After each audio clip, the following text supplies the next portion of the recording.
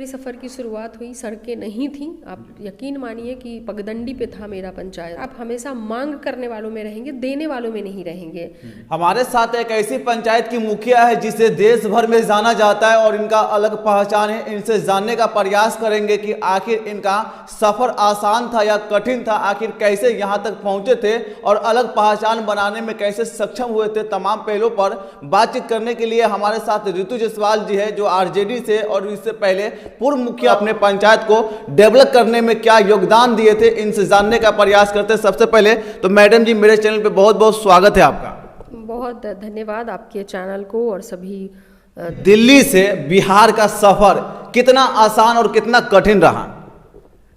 देखिए, अगर आप मेरा जो भी मकसद था यहाँ पे आके काम करने का, निश्चित तौर पे मैं कहूँ तो एक मुखिया बनकर के आकर के काम करने का तो नहीं था। मैंने कभी सपने में भी नहीं सोचा था कि कभी किसी गांव में जाकर के मुखिया बनूंगी। जिस टाइम पे मैं मुखिया बनी उस वक्त मेरे पति दिल्ली में सेंट्रल विजिलेंस कमीशन में commissioner as departmental inquiry Delhi में पोस्टिंग थी उनकी, और उस दौरान मैं यहाँ पे गांव घूमने आई थी, जो कि मेरा ससुराल भी होता है। और मुझे जो दिक्कतों का सामना करना पड़ा सिर्फ पहुंचने में, यहाँ अपने घर जिस आवास पे आप अभी इंटरव्यू कर रहे हैं, यहाँ तक पहुंचने में जो मुझे दिक्कतें हुई वो मैं कई चैनल पे बयान कर चुकी हूँ।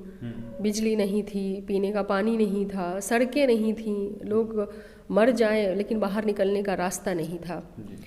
दुखद था बहुत मेरे लिए। जो जीते हुए विधायक हैं या जो तमाम लोग हैं वो क्या किया उन्होंने। तो उसके बाद फिर मेरा एक सफ़र शुरू हुआ कि नहीं, भागूंगी तो नहीं यहाँ से। मैं चाहती तो मैं यहाँ पे जनप्रतिनिधि को गाली दे देती, सरकार को गाली दे देती कि कुछ नहीं है, और चली जाती जहाँ पे दिल्ली में मेरे पति खुद रह रहे थे।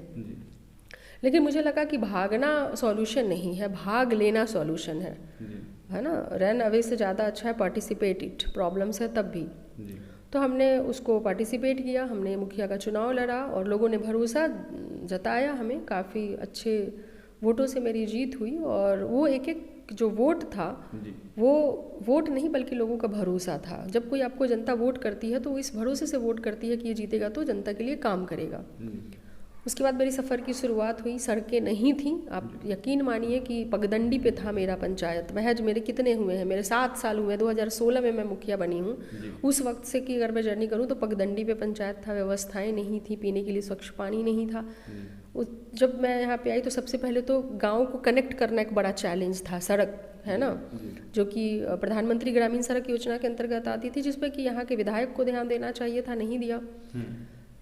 छोटी सड़कों का भी अभाव था, चूंकि बड़ी सड़क ही नहीं है तो फिर छोटी सड़कें कैसे, वहाँ तक बालू कैसे पहुँचेगा, गिट्टी कैसे पहुँचेगा। तो मुखिया बेचारा भी काम करा पाए तो कैसे काम करा पाएगा जब बड़ी सड़कें ही नहीं है। तो सामान लाना ही एक समस्या है। तो फिर हमारा वो सफ़र तय हुआ। हमने हर गांव से हर गांव की कनेक्टिविटी, आप नरकटिया पकड़ लो तो नरकटिया में जो मुख्य सड़क बनी जानकी नगर से नरकटिया 6 किलोमीटर की, वो तो अलग, वो तो बनवाई ही बनवाई।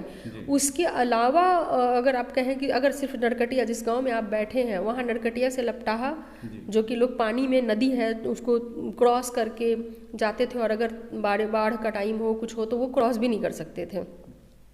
वो सड़क हमने बनवाया, पुल बनवाया, वो भी बाढ़ में काफ़ी क्षतिग्रस्त हो चुका है।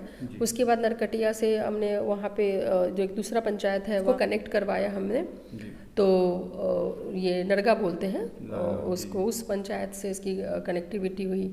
और उसके बाद हम लोगों ने वहाँ करहरवा से कनेक्टिविटी कराई। मल्हा टोल, एक्चुअली नरगा क्या, मल्हा टोल पंचायत है। छोटी सिंह वाहिनी से हम लोगों ने जौनपुर तक की सड़क जो है वो निकलवाई। फिर जानकी नगर से हम लोगों ने दूसरे पंचायत हैं वहाँ पर हम लोगों ने उसको मढ़िया पंचायत कहते हैं, और उसकी कनेक्टिविटी कराई। यानी कि जो मुख्य सड़क बनी उसके अलावा हर गांव से दूसरे पंचायत को या गांव तक की कनेक्टिविटी करवाई। नल जल नहीं आया था उस वक्त। हम लोगों ने 53 सोलर वाटर टैंक जो है वो हम लोगों ने जगह जगह लगवाए थे, जो कम्प्लीटली सोलर इलेक्ट्रीफाइड था। वो टोटली 53 लगे, जिसमें आधे से ज़्यादा खुद सिंहवाहिनी पंचायत में लगे, और आसपास के भी पंचायतों में हमने कई जगहों पे वो लगवाया था। शौचालय बनवाए, तमाम मतलब जो देखिए, खुद को प्रूफ करने का सही तरीका यही होता है कि आप काम करके प्रूफ करो। कई शौचालय बनवाए, अपने पंचायत के अलावा आसपास के पंचायतों में भी काम करवाया हम लोगों ने, सहायता लेकर के, अलग अलग ऑर्गेनाइजेशन से हेल्प लेकर के। अलग अलग NGO से हेल्प लेकर के हम उनके पास जाते थे, हम उनको कहते थे कि भाई वहाँ बहुत दिक्कत है। मेरी बात सुनते थे, उनको लगता था कि हाँ है प्रॉब्लम, तो उन लोगों ने ऐसे करके कई जगहों पे solar light, solar water tank, शौचालय, ट्रेनिंग सेंटर में 5 साल मुखिया रही। 5 साल तक मेरे यहाँ पर ट्रेनिंग सेंटर चलता ही रह गया, चाहे वो सिलाई का हो, ब्यूटी पार्लर का हो। और मुझे गर्व है कि हमारे पंचायत की लड़कियाँ एक एक घर में, कोई बच्ची ऐसी नहीं है जो सीखना चाहती हो और उसे सिलाई सीखना चाहती हो या ब्यूटी पार्लर सीखना चाहती हो तो उसकी ट्रेनिंग उन्होंने नहीं पाई। बिल्कुल फ्री ऑफ कॉस्ट यहाँ पर वो ट्रेनिंग के कार्यक्रम यहाँ 5 साल तक नॉन स्टॉप चलता रह गया। कष्ट उठाने के बाद क्या सोचे थे कि विधानसभा का कभी चुनाव लड़ना है?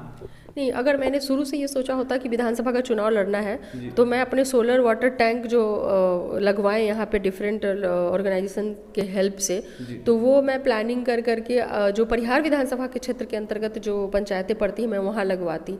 लेकिन अगर आपने देखा होगा तो मैंने कहाँ लगवाया, मैंने मधेसरा में लगवाया, लौहखर में लगवाया, बिशनपुर गोनाही में लगवाया। ये सारे बथनाहा पंचायत, बथनाहा विधानसभा की पंचायतें हैं।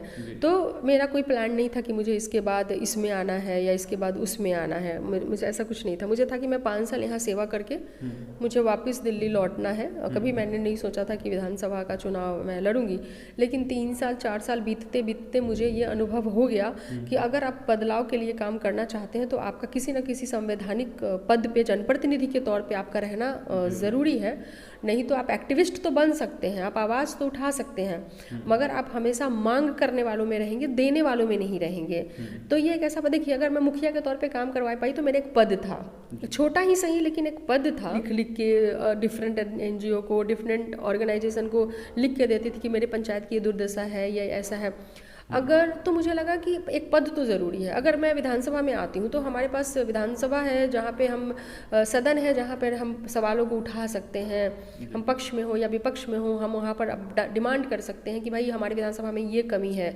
आप देखिए कि ये परिहार विधानसभा की आप बात करें तो कोई ना कोई विधायक तो 15 साल होने को आएगा।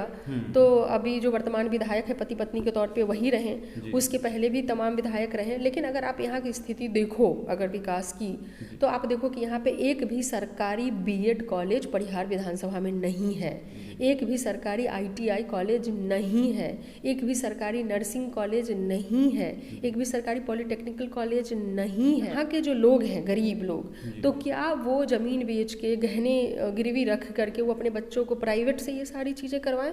अगर यहाँ एक भी सरकारी नर्सिंग कॉलेजेस खुले होते तो यहाँ की जो बच्चियाँ हैं या बच्चे हैं जो नर्सिंग कर करके अच्छी जगह पे जॉब पा सकते थे, नौकरी कर सकते थे, उनसे तो ये मौका छीन गया।